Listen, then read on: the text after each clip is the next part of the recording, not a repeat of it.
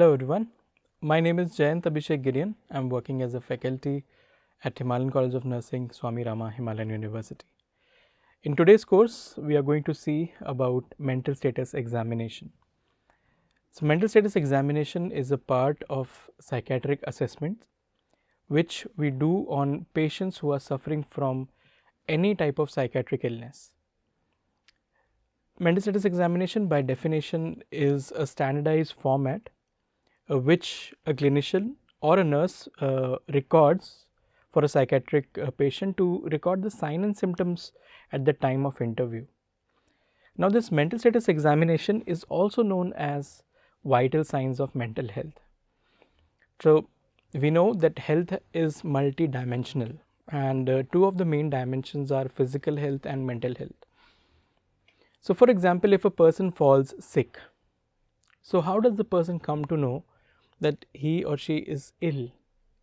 It is by certain signs and symptoms that the patient or the person experiences which are a deviation from normal. For example, normally the patient after eating food does not feel any pain, but because of certain illness or certain problems in the body, this normalcy is now not there. So, that is why the patient might start complaining or might start feeling pain in the abdomen, or might have nausea, or in fact some in some of the cases the patient might also have vomiting. Okay, and if the infection is very large, the patient may also experience other symptoms such as fever. Okay, so these are some indications which actually tell us that the body of this particular person or individual is not functioning properly. So we understand that from the symptoms. Okay, and also when we record when we treat patients, what we do is we are actually taking the vital signs of the patient. Now, vital signs are parameters that actually tell whether the body is working normally or not. Okay, so vital signs have temperature, blood pressure, pulse, respiration. We also now include pain as one of the vital signs. So these are telling us, these are giving us indication that something is not right in the patient's physical health. But what about mental health, right? So we have this criteria or this assessment which we call as mental status examination. At certain times we also call it as MSE, that is a short form of mental status examination. And this mental status examination is actually giving us indications of a person's mental health.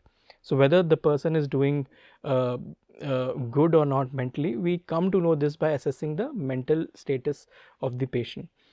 Now, as we all remember and as we all know that all the vital signs are actually done from time to time, right? So at least we do vital signs, we check vital signs 3 times a day, that is minimum.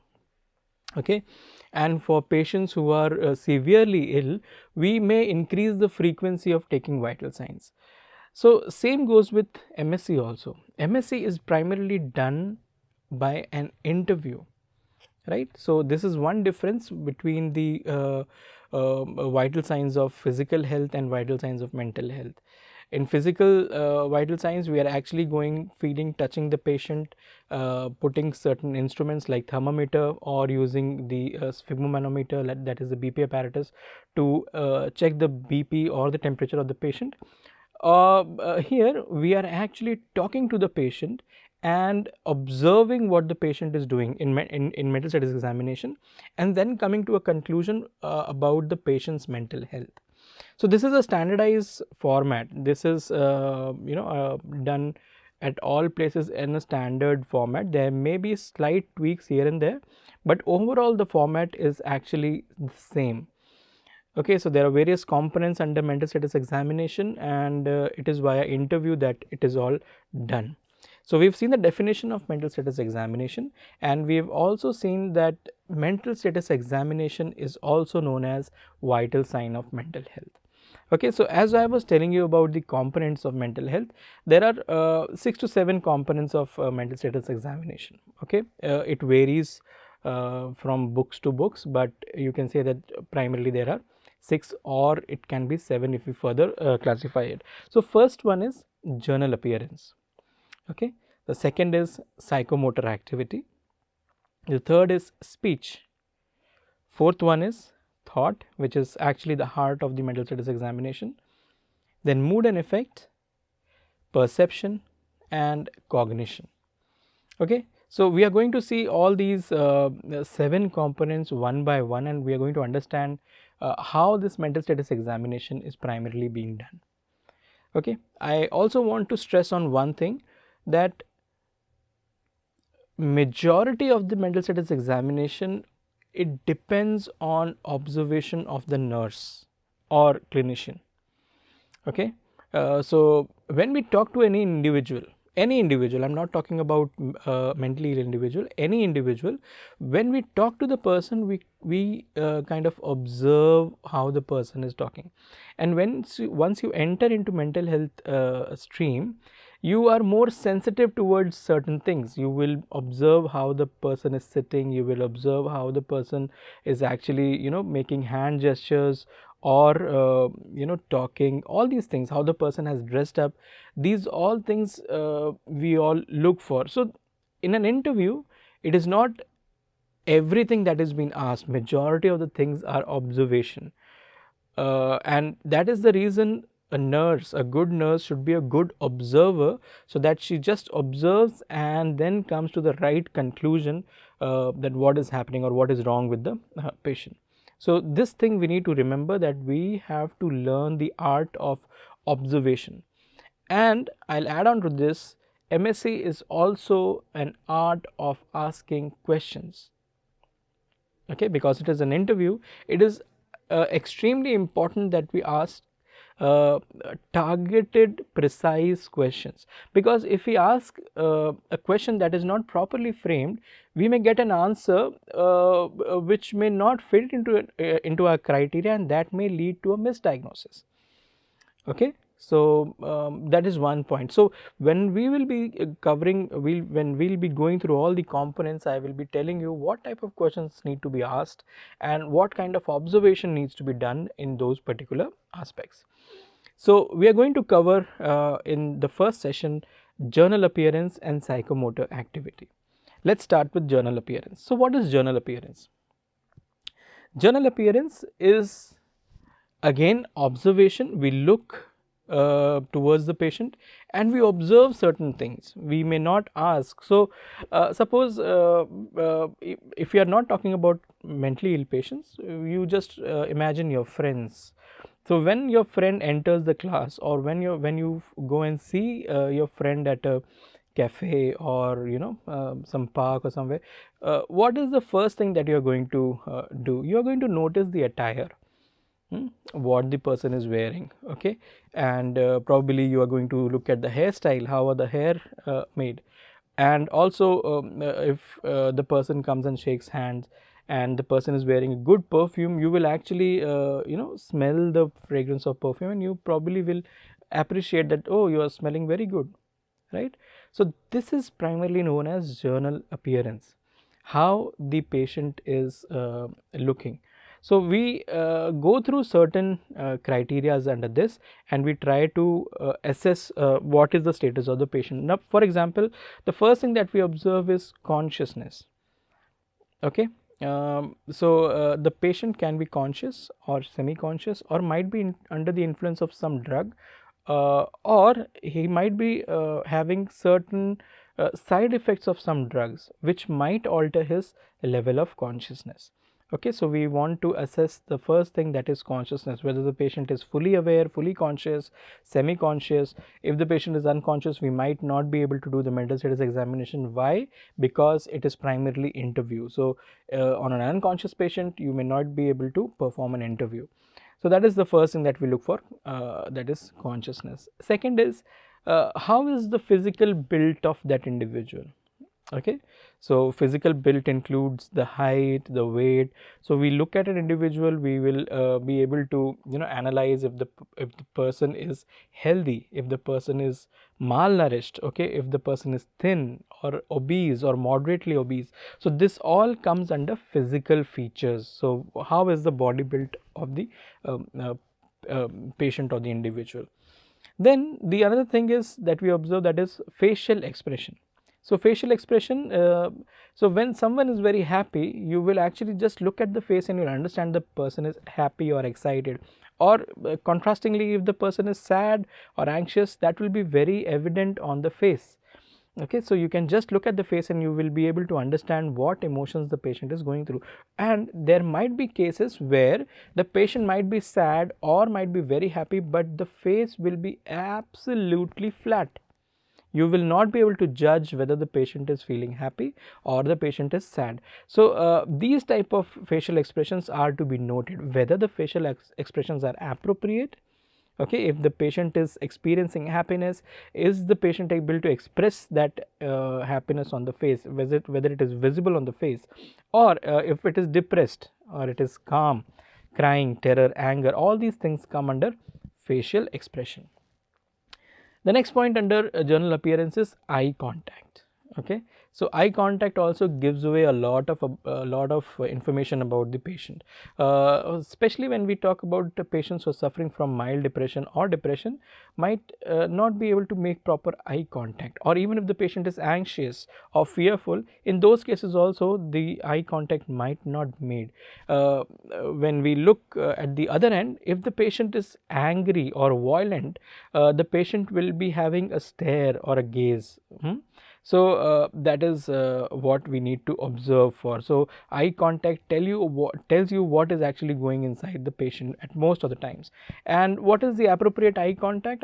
Appropriate eye contact is making intermittent eye contact and looking at the person for a few seconds and then looking here and there and then again coming towards the patient or the person.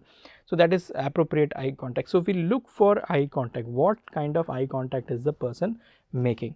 Then next is attitude. Now because it is an interview, we have to look for the attitude also, whether the attitude is cooperative, whether the attitude is attention seeking or dramatic. Okay, so these are the attitudes that we are going to observe. Or the patient is not cooperative, not able to sit, not able to talk, and getting aggressive or violent, or the patient is very cooperative, it is the patient is sitting, answering all the questions, right? So these are the things that we assess under attitude. And the next point under this is posture. So how is the person sitting? Is the person having a good straight erect posture, proper posture, relaxed, or very rigid or tense? So these things we also observe, that what is the posture of the patient. This also gives a lot of information about the patient's health. Okay, usually when the patient is guarded or the patient is very violent or angry, the patient will be having a rigid posture. Okay, if the patient is depressed, low on energy, the posture will be kind of stooping low, the shoulders will be dropping down, because the energy is less. In maniac patients, the posture will be very erect. So these things actually tell about the underlying cause or underlying disease of the patient. And then another point comes under this is how is the person dressed up. Dress and physical hygiene, yeah, both the things go hand in hand. So if you look at the physical hygiene, what does that mean? It means that we have to see whether the patient is physically tidy or not, whether the patient has taken bath, how are the hairs, how are the teeth, is the patient stinking or has not taken bath, because this is a symptom of a very grave illness in psychiatry known as schizophrenia. Schizophrenic patients usually do not have the sense of cleanliness. That is why you will see, if I tell you to imagine a patient who is suffering from mental illness that you might have seen anywhere in the market or somewhere else. Okay, if I tell you to just take few seconds and imagine about the patient, just imagine that. 99% of the individual will actually imagine a patient who is very untidy, whose hairs are tangled, big hairs, long hairs, is not taken bath. You can see it from the face. There is a lot of mud that has accumulated. If it is a male patient, there might be cases there is a beard which is not well kempt. Okay, and patient will be dressed very poorly. Okay, the patient will be actually wearing dirty clothes. The clothes might have been torn at some places, and also you might have noticed in your imagination that, or when you might have seen that patient, that these patients are not dressed according to the climate. Okay, this is what we need to understand. Most of the patients, especially the patients who are suffering from schizophrenia, do not have that sense of dressing, and they do not dress according to the climate. Even in summers they will be wearing blanket, okay, or they will be wearing warm clothes, or in harsh winters they might not be having any clothes at all, roaming on the streets, not feeling cold. Okay, so this is actually one of the things that we want to observe. How is the physical or the personal hygiene, and how is the dressing? Is it clean? Is it untidy? Has it been not washed? Is it according to the weather? Okay, so these are certain points that we see under journal appearance, and this is actually giving us a lot of information about the patient. Now, do we ask any question in journal appearance to assess the journal appearance? The answer is no. We do not ask any question. It is all based on observation.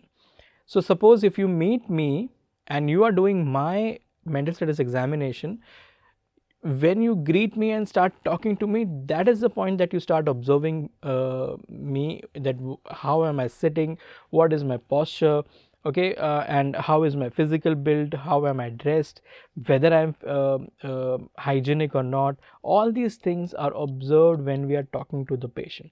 So first component, that is journal appearance, is actually all about observation.